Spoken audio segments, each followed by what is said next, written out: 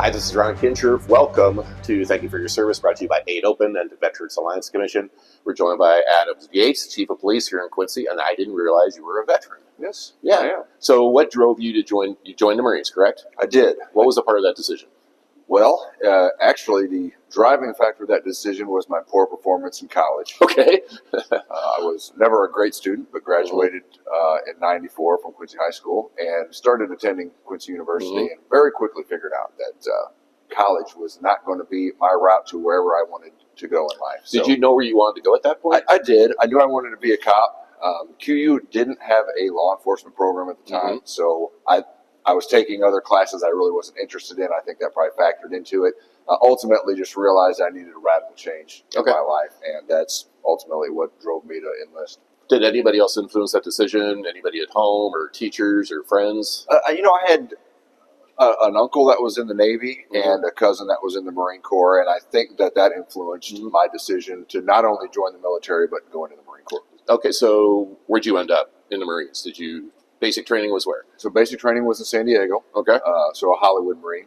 And my first actual duty station was in Marine Corps Air Station Iwakuni, Japan. Okay.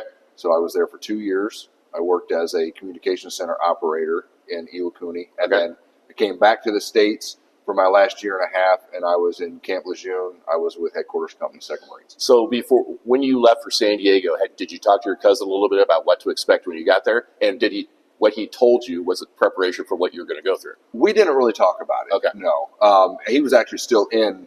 So and I think he was over in Okinawa at the time. So we had written some letters, but he didn't go in depth into what to expect when I got there. And it was, it was an eye-opening experience. Did you ever think about, okay, this is not what I've signed up for. I'm getting out of here. I'm going to come home. No. But that's because I didn't think that was an option. Okay. Oh, really? You were at that part of your life where...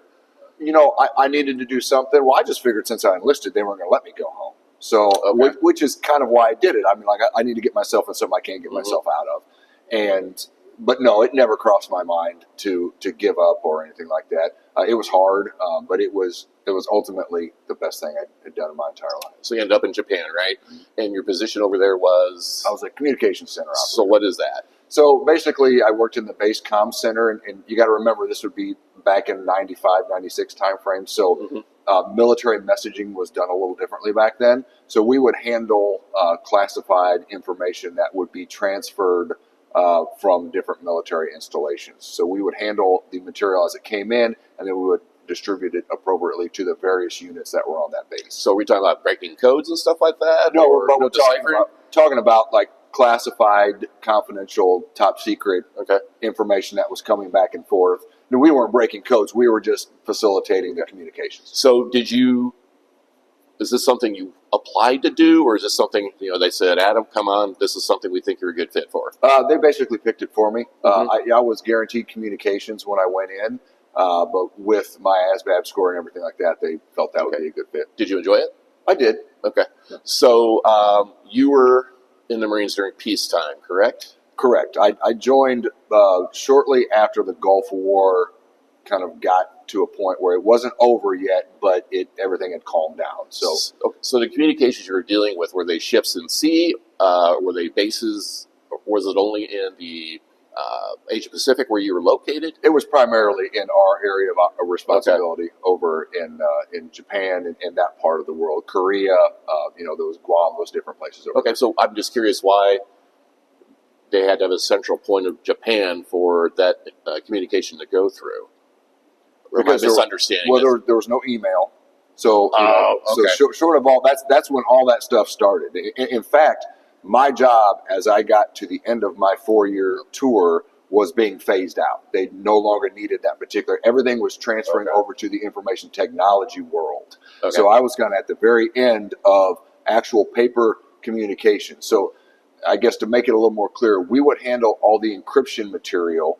So when something was sent from one base, it would get encrypted. It would then go over the communication lines that would come to our facility. We would unencrypt it, and we would then make paper copies of the messages, and we would hand those to the various commanders. Oh, okay, I got you. That were in the different units. Okay, so but then you ended up back in the States, right? Yep. After how many years there? I was in Japan for 2 years. Okay, and then back in the States after your 2 years in North Carolina, I think. North Carolina. Did you continue that same path of communications, or were they phasing that out? So it was getting phased out at the time. They were actually working to make it a field position. Mm-hmm. So we would go out into the field and set up communication centers. The funny thing about it is the technology really never worked. We went out and we tried to make it work, and we did a lot of things like that. But ultimately, everything, like I said, started transferring to what was known as a 4066 in the Marine Corps, the MOS, and it was basically an information technology field. So it was basically ultimately ended up setting up computers and having secure communications via email in the different military. So were you guys on the cutting edge of that before the standard public had all that information? I would say, yeah. I kind of had to get cross trained into that new field, but I got a lot of experience working with computers and internet networks and all the different stuff that goes along with that. So yeah, I was very early on in that I guess dial up modem phase. We kind of got the jump start on that. Okay, so. I think what's interesting, though, is you had the desire to be a police officer as you entered QU and entered the Marines, but you weren't pushed down that path when you took your testing as a Marine, correct? I had originally talked to the recruiter about being in military police in the Marine Corps. Of course, in typical recruiter fashion, there wasn't really a spot available at the time. So he was like, well, you could do something else. You don't have to be an MP to be a police officer once you get out of the Marine Corps. So ultimately, I chose communications. One, it was something I was interested in, and I figured it would give me something to fall back on if for some reason the law enforcement career didn't work out. Okay, so you got out, came back to town, and did you pursued, obviously, to be a police officer, correct? Yeah. So how did that experience prepare you to go through the process of becoming a police officer? Well, the one thing I will tell you that being in the military for 4 years was made me a very good student. Mm-hmm. So I came back, I enrolled in John Wood. To this day, I've not gotten anything less than an A in a college class. Because after the Marines. Okay. Because, and I did get an A at QU in my swimming class. Okay. But that's good to know. What that did is it set me on a path to start my education, and then ultimately readied me for the various things that I would have to do to get into the law enforcement world. There's a physical agility test and things like that. So I was more than prepared for all of that. And looking back, had I had to do it all over again, I would do the exact same thing. I would just do the military thing a little bit sooner. Did you think you had? Oh, really? After you got out of school? Yeah, I wouldn't have wasted the $2,000 I wasted on QU. Do you think you had a jump start on your fellow classmates? I do. Based on your experience? Okay. I think the weapons handling, the tactical skills, that the training that I got in the Marine Corps helped me just in the law enforcement world and how we deal with things tactically. It certainly doesn't necessarily help in terms of learning the law and how to enforce the law and things like that. But there was definitely the element of the discipline that came with being in the military. I could put that towards my training, and I think that certainly helped me out. As you moved up the ranks of the Quincy Police, did it prepare you, looking back on it now, for the leadership positions that you eventually have acquired? Without a doubt. In what ways? I have long heard, and I very much believe that the United States military is probably the best leadership academy that anybody could ever go through. What I tell people is that when you're talking about leadership, and especially in the military, you learn a lot from good leaders. You learn a lot more from bad leaders. Yeah. And so it really did, while I'd gone through the corporal's course when I was in the Marine Corps. So there was a lot of, everything was based on leadership, especially in the Marine Corps. And so it certainly, that all translated over to whether it was being a patrol sergeant, moving up through deputy chief and chief, it is all translated into this. Law enforcement is a paramilitary organization. So it's certainly, you can see the tie there. So I got a couple. So as you were coming up, before you were deputy chief and chief, were there times where you're like, that's just a really bad decision? We never would have done that way based on your military. Well, you know where I'm coming from? Yeah, but I wouldn't say that because it's two different worlds. Okay. We handled things much differently in the military in terms of tactics. you're less concerned with the overall impact you are going to have. Where in the law enforcement world, if you are going to use force or tactics, it's going to be against a specific person and generally at a specific location. Where the military is a little more generalized usually. So there's things that we do in the law enforcement world that, like, well, in the military we have done that a whole lot differently. And one of my jokes is, we actually did a training scenario one time. I said, well, if I was in the Marine Corps, we would have dropped a bomb on the building, and that would have been the end of that. Where in the law enforcement world, obviously, we can't do that. So do you see yourself now as a father, you see yourself being your dad in certain ways. Now, as a police chief, do you see yourself going, oh my God, my drill sergeant told me that type of stuff. I can't believe I'm repeating things like that.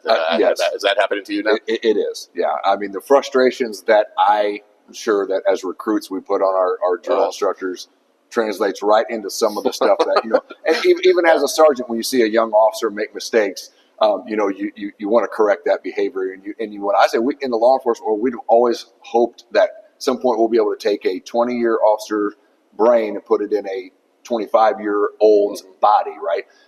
But it really comes down to it's all about teaching. It's all about mentoring. And in the military, your sergeants and staff sergeants do that. And in the police world, your sergeants and your lieutenants take care of making sure the officers are doing what they're supposed to do. And as you set up the organization, you've been police chief now for about 3.5 years. Okay, as you set up your organization, are you mimicking a little bit of what you saw as a Marine as you went through the process, sergeant, corporal, on down? I believe so. I mean, it was already pretty much set up that way, but I'm a big proponent of, our sergeants having a great deal of latitude in discipline and training and counseling and mentoring their officers, and that's their responsibility. So, I expect them to do that and then give them the freedom to do that. And I think that especially in the Marine Corps, you see that leadership pushed down to the very lowest level, to even the non-commissioned officers, the corporals, being in charge of fire teams at times. So I think there is a lot of similarities. I'm getting the impression you feel that's a big part of your job is to push that type of thing down, the independence, the leadership, things along those lines. Absolutely. The sergeants are out on the street with the officers day in and day out. They're the ones that need to be helping them make the decisions and correcting behavior. I don't feel like it's my position. My position is when something big is going on or when there's an issue that needs to be addressed, that I work on that kind of stuff. Let the sergeants take care of what's going on in the street. So to sum up, you wouldn't be where you're at right now if you hadn't made that decision to join the Marines, it sounds like. I would not. Nope. Yeah, no different. Okay, well, thank you for your service, young man. I appreciate it. Thank you very much, Ron. Adam Yates, this has been Thank You for Your Service, brought to you by 8 Open and the Veterans Alliance Commission.